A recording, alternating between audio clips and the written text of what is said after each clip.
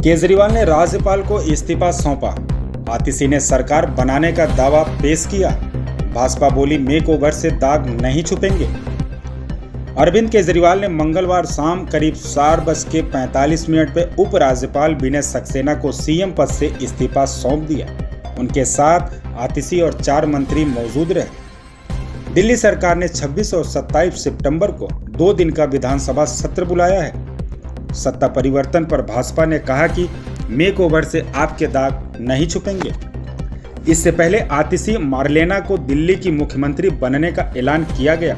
केजरीवाल ने मंगलवार को आम आदमी पार्टी की विधायक दल की बैठक में उनके नाम का प्रस्ताव रखा। इस पर विधायकों ने सहमति जताई। दिल्ली के परिवहन मंत्री गोपाल राय ने आतिशी के नाम का ऐलान करते हुए कहा, हमने विषम परिस्थितियों में यह फैसला लिया है। केजरीवाल की ईमानदारी पर कीचड़ उछाला गया। जनता जब तक उन्हें नहीं सुनती वे मुख्यमंत्री की कुर्सी पर नहीं बैठेंगे। आतिशी ने मीडिया से चर्चा करते हुए कहा, मैं अपने गुरु अरविंद केजरीवाल जी का धन्यवाद करती हूं, जिन्होंने मुझे इतनी बड़ी जिम्मेदारी दी। मुझे बधाई मत दीजिएगा, माला मत पहनाइएगा। मेरे लिए दिल्ली वालों के लिए दुख की घड़ी है। मेरे गुरु अरविंद केजरीवाल जी का धन्यवाद करना चाहती हूँ, जिन्होंने मुझे इतनी बड़ी जिम्मेदारी दी और इस जिम्मेदारी के लिए मुझ पे भरोसा किया। ये सिर्फ आम आदमी पार्टी में हो सकता है, अरविंद केजरीवाल जी के नेतृत्व में हो सकता है कि एक फर्स्ट टाइम पॉलिटिशियन एक राज्य की मुख्यमंत्री बने। मैं एक सामान्य परिवार से आती हूँ। शायद किसी और पार्टी में होती तो चुनाव की टिकट भी नहीं मिलती, लेकिन अरविंद केजरीवाल जी ने मुझ पे भरोसा किया, मुझे विधायक बनाया, मुझे मंत्री बनाया और आज मुख्यमंत्री बनने की जिम्मेदारी दी है।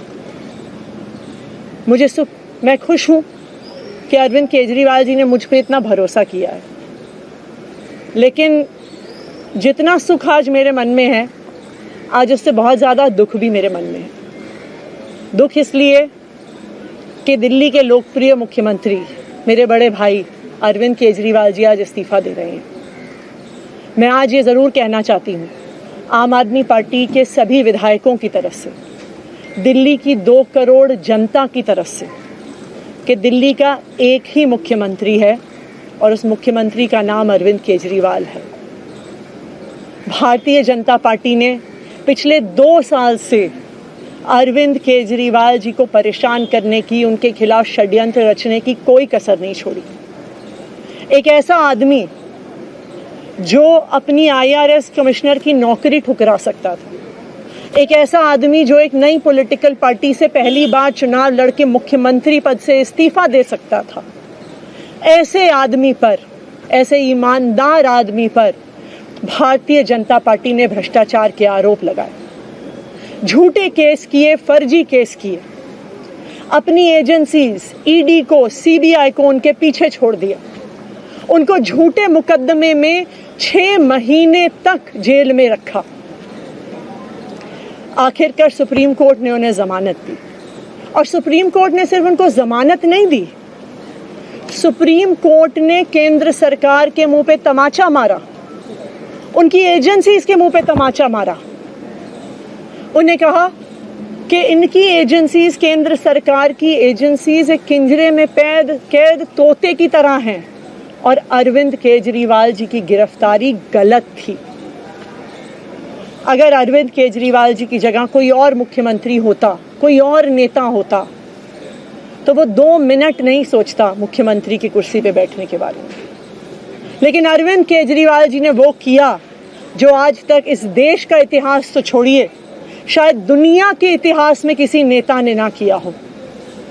उन्होंने कहा कि मेरे लिए सिर्फ सुप्रीम कोर्ट का फैसला काफ़ी नहीं है, मैं जनता की अदालत में जाऊंगा। जब दिल्ली की जनता मुझे कहेगी कि हम तुम्हें मुख्यमंत्री के रूप में देखना चाहते हैं, जब दिल्ली की जनता कहेगी कि तुम ईमानदार हो, तब मैं मुख्यमंत्री की कुर्सी पे बैठूंगा। मुझे नहीं लगता कि हमें लोकतंत्र के इतिहास में ऐसा कोई त्याग का उदाहरण मिलेगा जो आज अरविंद केजरीवाल जी ने देश के सामने रखा है। दिल्ली भर में लोग बहुत दुखी हैं अरविंद केजरीवाल जी के इस्तीफे से। कल शाम मुझे एक बुजुर्ग महिला मिली जब उन्हें खबर मिली थी कि अरविंद केजरीवाल जी ने इस्तीफा दे दिया है, वो रोने लग गई।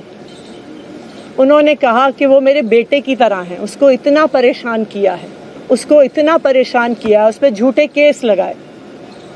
और उन बुजुर्ग महिला ने कहा कि मैं घर घर जाऊंगी, मैं घर घर जाके लोगों को कहूंगी कि मुझे अपने बेटे को ही मुख्यमंत्री बनाना है।